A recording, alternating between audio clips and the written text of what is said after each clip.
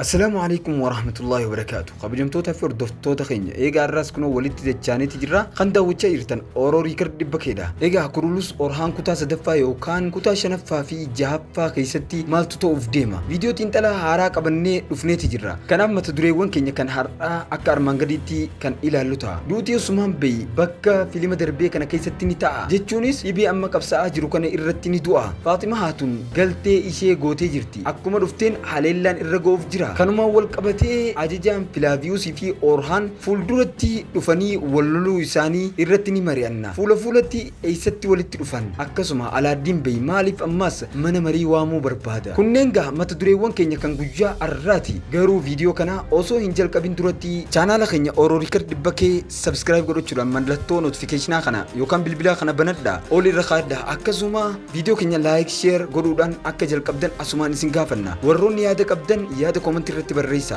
Akkuma yeroo maraa isiniin jennu warroonni VPN hin qabne VPN Play Store irraa buufachuudhaan VPN banachuudhaan connect godhatanii yoo nu daawwattan baay'ee nuuf gaariidha. Galatooma. Kanaaf viidiyoo keenya jalqabuun duratti intro gabaabaa booda walitti dachaana.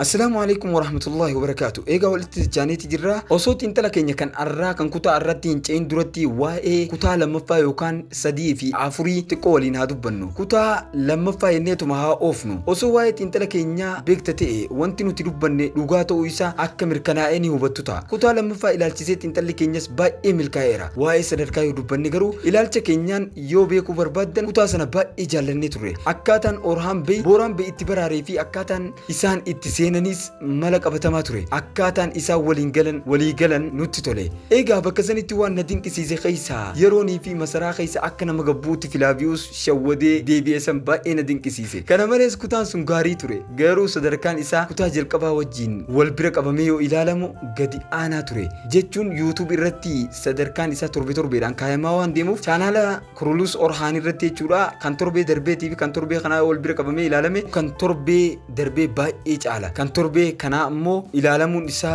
gadi aanaa ta'ee mul'ateeti jira. Egaa amma sababni kana hin hubatamne ammaaf yoo waa'ee maaltu akka dogoggora ta'ee dubbanne waanuma fedhees ta'u akkaataa Mahmed Bozdaag beeksisa sadaffaa keessatti agarsiisuuf yaale dubartoonni yeroo iskiriinii guddaa akkasii argatan jennee hiyyaannu jechuun akkasitti viidiyoo guutuu irratti ni hojjetaman jennee hiyyaannu waan argatan hunda isaaniif malu ture. Kana waliin yeroo jalqabaatiif waan gaarii dubbadheera jettanii yaaddu ta'a. Tole kutaan sun gaarii ture. Orhaan Bey buursaa seene. Booraan Bey baraaree dhimmoonni biroos itti fufaniiru. Mongoolis dhufee jira. Haasofni Alaaddiin Mongool waliin godhees haasoo gaarii ture jechuun Alaaddiin Bey fi Sheenshaabe achitti dadhaboo yookaan dadhabina hin mul'ifne garuu dhimmi dhugaan Usmaan Bey siree du'aa irra jiraachuu isaati. Mongooltichi odeeffannoo hunda waan qabuuf du'uu isaa yookaan siree du'aa irra jiraachuu isaa doktorticharraa duruu waraqaan isa bira geessee jirti. Kanaaf Usmaan Bey siree du'aa irra jiraachuu isaati jechuudha. Dhimmi dhugaan duuti isaa dhiheenyatti ni ta'a moo yoom ta'a yoo jettanii gaafii ka gaafattan taate kana isin waliin mari'anna. Garuu duraan dursinee nama maqaa dursun jedhuun gara gosatti dhufe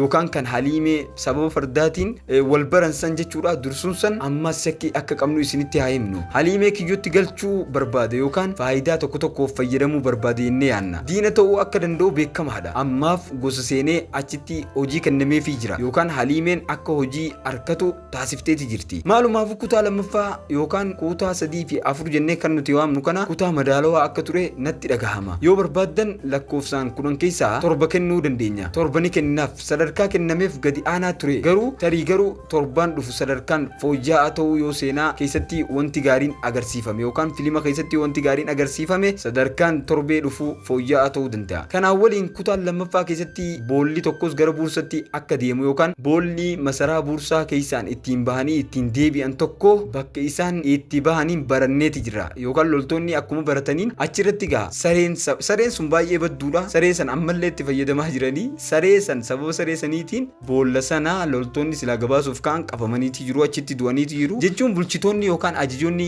bahan hundi boolla sana keessaan ni darbu jechuudha. Gonkumaa karaa jalqabaatiin marsanii ni jiru waan ta'eef masaraadhaan barriidha yookaan hulaadhaan marsanii waan jiraniif isaan boolla sanii seenanii boolla sanii bahanii gargaarsi dhufus boolla sanii galaa saniif jecha jechuudha. Boolla san barbaadu jira Orhaan erga qabee jechuudha. Bulchitoonni hundinuu boolla saniin bahaniiti achiin galuu jechuudha. Akkasuma gara fuulduratti karaa boolla kanaan haleellaa haleellaan uumamuu danda'a. Garuu seenaa buursaa erga beektanii booda seenaa buursaa boolla kamiinuu hin darbu jechuunis haleellaan raawwatamee fi akkamitti akka injifatame boolla kamiinuu keessa hin darbine. Maalumaaf garuu fuulduratti haleellaan hedduun karaa boolla kanaa inni raawwatama.